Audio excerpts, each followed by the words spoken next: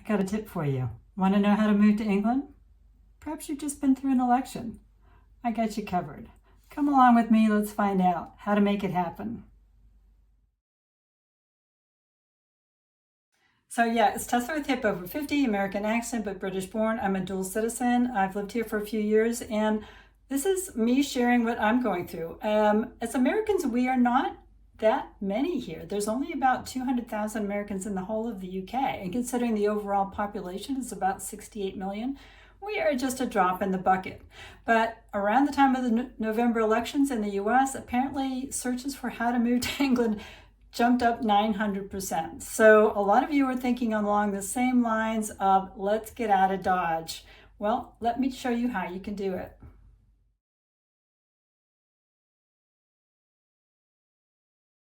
There's two ways that you can live here in the UK full time. One is if you qualify for British citizenship. The other is indefinite leave to remain. So let's start with citizenship. So if you were born here, it would seem a slam dunk that you are eligible for citizenship. I was born here, my parents were born here, so when I came back to live here, I applied for a British passport, which formalized that I am a British citizen. Usually if your parent was a British citizen, you can become one too, especially if you were born before 1983. That would make you about 41 years old. Unless there's a few kind of weird circumstances where you couldn't, but the majority of people that were born before 1983 whose parents are British citizens can become one as well. Now the rules change after 83 all the way up to the present, so that there are different sets of rules for when you were born. I'll leave a link in the description below so you can check to see if you qualify. Now, if you have grandparents that were born here, that does not qualify you, unless there's a few exceptions. So let's find out what they are. So one is if your grandparents were born in Ireland. So if you were born, let's say in the US, you are entitled to Irish citizenship if your parent was born in Ireland. And if your grandparents were born in Ireland, you may also be able to claim citizenship through the Foreign Birth Register. And if you have Irish citizenship, that allows you to live here and work here freely without impediment.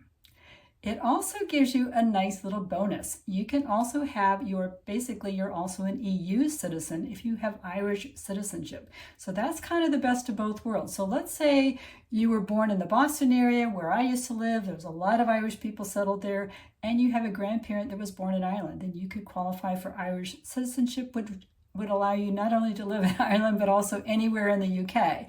It's as good as having UK citizenship. You could apply for British citizenship as well, but you don't really need to. So there you go. That is the two ways that you could get here. Either you were born here, your parents were born here during a certain time, or you have Irish parents or Irish grandparents. So your second option, if you don't qualify for citizenship through birth or let's say through your parents or grandparents, is something called indefinite leave to remain. It's basically settlement status. And once you have attained that's a mouthful. Once you've attained indefinite leave to remain and you've had it for at least a year, and you've lived in the UK for at least 5 years, then you can apply for British citizenship, okay? So that's kind of like, if you think of getting to live here full time as a ladder, that is sort of, you're in the middle of the ladder. And you get indefinite leave to remain. Well, you can come over here on a visa. Now, if you are over 50, you are probably not thinking about coming over here to work, but that is one way. If you have a skilled profession that they are looking for, that is one way you could come over here on a skilled workers visa. You must have a job through an employer, a UK employer, and before you even apply for that skilled worker visa though. I'm going to leave a link below. There's right now 903 skilled worker jobs advertised on the gov.uk site, and I will tell you the majority of them are in healthcare. So if that's something that you're qualified in, you may be good to go. Just know that the pay scale here is a little bit lower. They've kind of tied this visa to, you've got to earn a certain amount, and it is about the British national average wage, which is about £35,000 a year. But there definitely is some wiggle room in there. So yeah, take a look at that list of jobs and see if there's anyone there that you might want to apply for. Student visas, but I'm guessing you're not coming over on a student visa, but that isn't also an option. And the last one is something called the Innovator Founder Visa. That means if you come over here with a great idea that nobody else has thought of or is implementing, and they like it, they may give you an Innovator Visa. Now, you've got to have some financial qualifications. A lot of these visas, you've got to be able to show that you can support yourself while you're here. But that is really the only little different hiccup visa there is. They've taken away the entrepreneur visa. They've taken away the retired person's visa. They've pretty much taken away all the different visas other than work and study and this innovator visa. So another way that you could get indefinite leave to remain is through family connections. So if you have a partner, a parent, or a child, or another relative who is already settled in the UK, either they're a citizen or they have indefinite leave to remain, you might get a visa through them. Now, if it's a partner, you've got to prove that you're in a civil partnership or a marriage, one that would be recognized here, and that you've been living together or in a relationship for at least 2 years. So if you just met somebody on Hinge, that wouldn't qualify. You've got to show that you've been living together for at least 2 years when you apply. But that is definitely an option. So if you met somebody, I had somebody email me and said, hey, my daughter met somebody in the US and now that he wants to come over here. Well, there are ways to do it, but they like to see that you're not just, hanging out. You've got to be in a relationship. Now, another way that you could get indefinite leave to remain is as a Commonwealth citizen. Now, are you living in Canada, perhaps, Australia, New Zealand?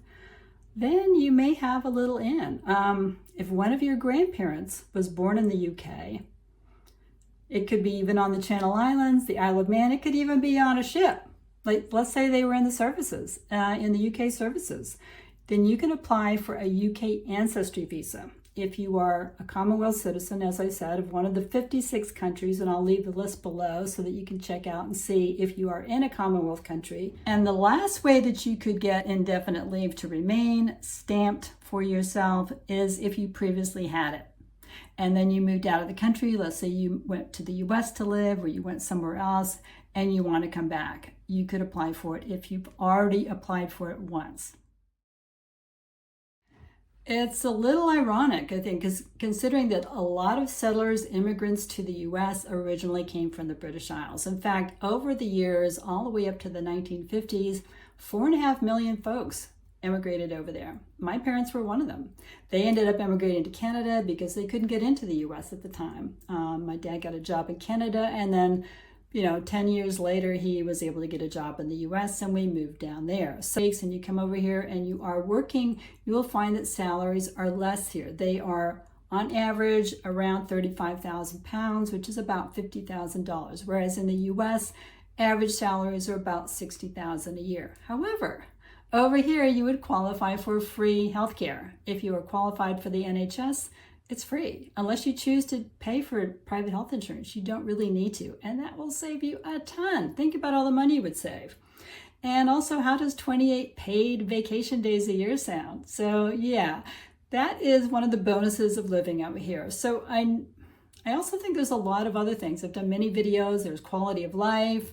There's fresh air. I mean, if you look at the air quality here, it's so much better than anywhere in the US. There's a lot of great things about here. But I'm going to be honest with you, it's not easy getting to live here full time. As you can see, there are a limited number of options for you. If you're retired, you cannot buy your way into a visa like you can in a country like Portugal, for instance, whereas you go out and spend 250,000 euros on a house, that gets you on the ladder. You can't do that here. You can buy a house here.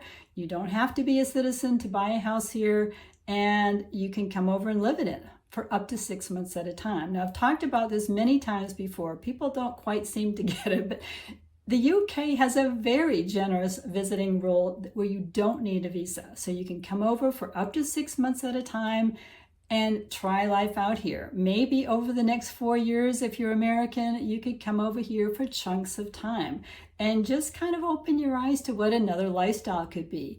take some of those ideas back to the US and maybe spread the word. Who knows what could happen? Be the change and all that stuff. So there you go. I hope that was helpful. I know it's a little discouraging. There aren't any easy ways to get to live here full time, but you do have that 6-month rule. There is no guideline. You don't have to leave for a certain amount of time before you can come back.